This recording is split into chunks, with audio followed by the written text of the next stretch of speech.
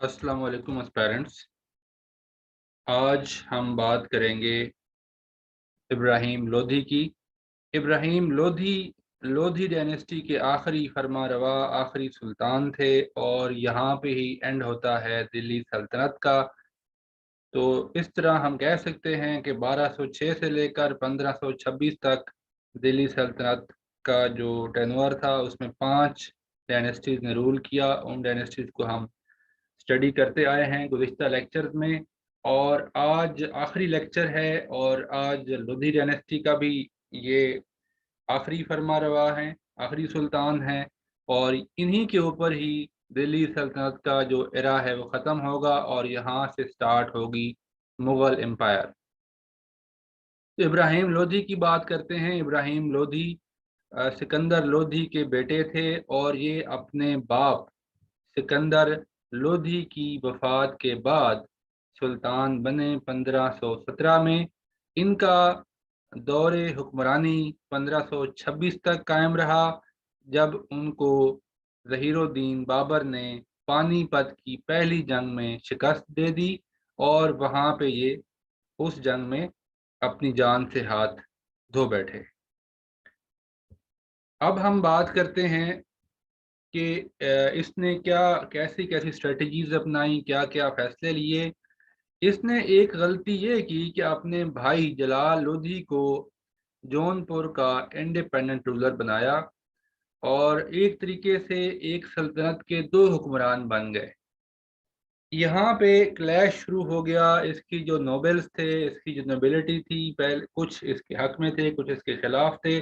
बहरहाल जलाल लोधी भी एक इनकम्पिटेंट रूलर था और बाद में इन दोनों भाइयों की आपस में अनबन हुई और इब्राहिम लोधी ने अपना जहन चेंज किया और कहा जाता है कि इन्होंने अपने भाई को जहर दे के मरवा दिया, उसको उसकी सीट से हटा दिया और उसको बाद में कत्ल करवा दिया था।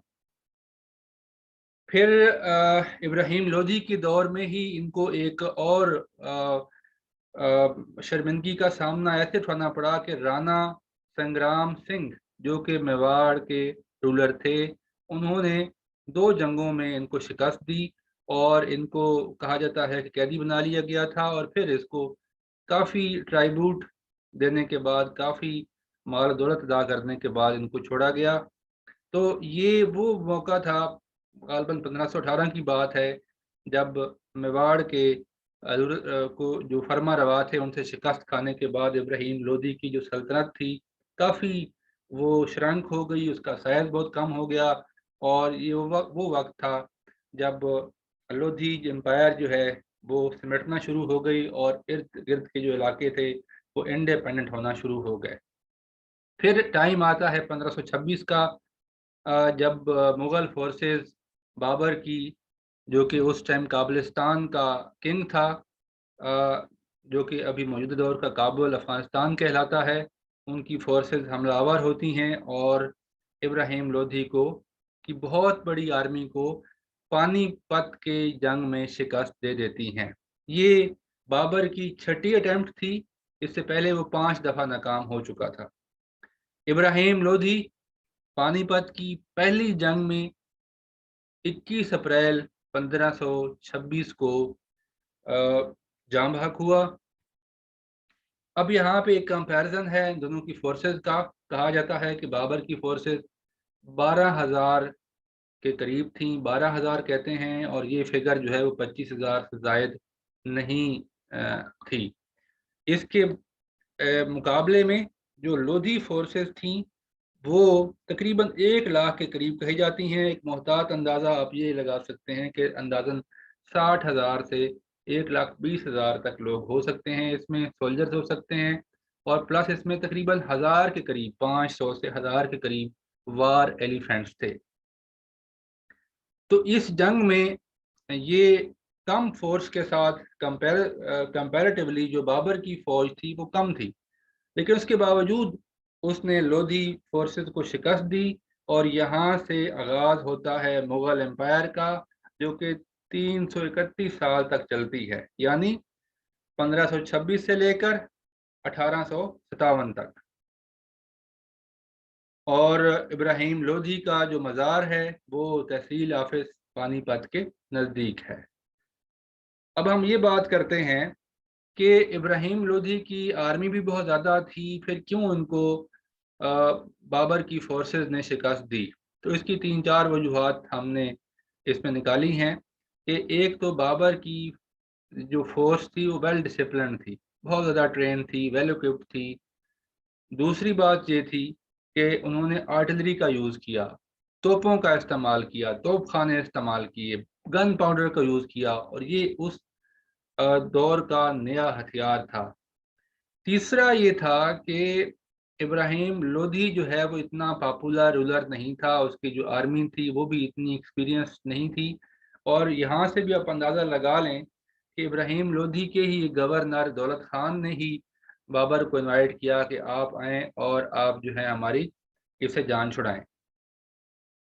اور اس میں ابراہیم لودھی کی کچھ ایسی ویکنیسز ہیں جنہوں نے بہت زیادہ کنٹریبیوٹ کیا ان کی سلطنت کے خاتمے میں۔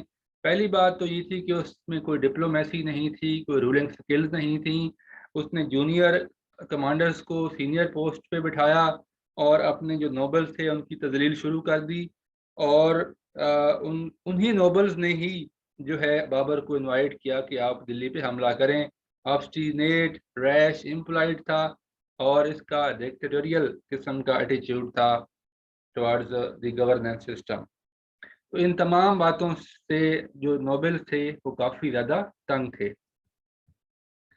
یہاں پہ میں ایک بات اور بتا دوں کہ جب لڑائی ہو رہی تھی تو اس میں جو مین ڈفرنس تھا between the force between the army of Babur and the army of Ibrahim Lodhi, وہ یہ تھا کہ بابر ایک بہترین اسٹریٹجسٹ بھی تھا۔ اس نے اپنی فورس کو 4 حصوں میں ڈیوائڈ کیا۔ ایک فرنٹ آرمی تھی، ایک سائڈ پہ تھی یعنی رائٹ لیفٹ پہ تھی، ایک پیچھے اس کے پیچھے توپ خانہ تھا، اور اس کے پیچھے اس کو آپریٹ کرنے کے لیے جو 7 سپاہی تھے وہ تھے۔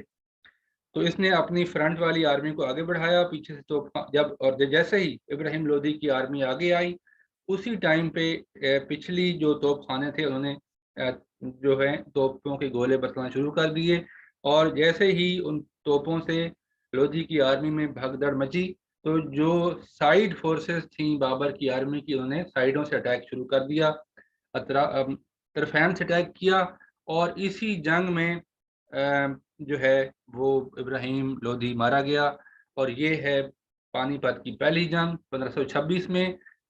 It occurred between Zaheer Uddin Babar and ابراہیم لودھی۔ تو یہ کوشچن جو ہے عام طور پہ پوچھا جاتا ہے۔ تو یہ تھا لودھی ڈائنیسٹی کے بارے میں۔ آج ہمارا پورا لیکچر ختم ہوتا ہے، جو کہ اس لیکچر میں ہم نے صرف ابراہیم لودھی کی لائف کو دیکھا۔ اس سے پہلے ہم بہلول لودھی اور سکندر لودھی کی لائف کا احاطہ کر چکے ہیں۔ آنے والے لیکچر میں ہم ظہیر الدین بابر کی لائف کا جائزہ اور ان کی پوری جو پرسنالٹی ہے اس کو ہم دیکھیں گے۔ بہت شکریہ، اپنا خیال رکھیں۔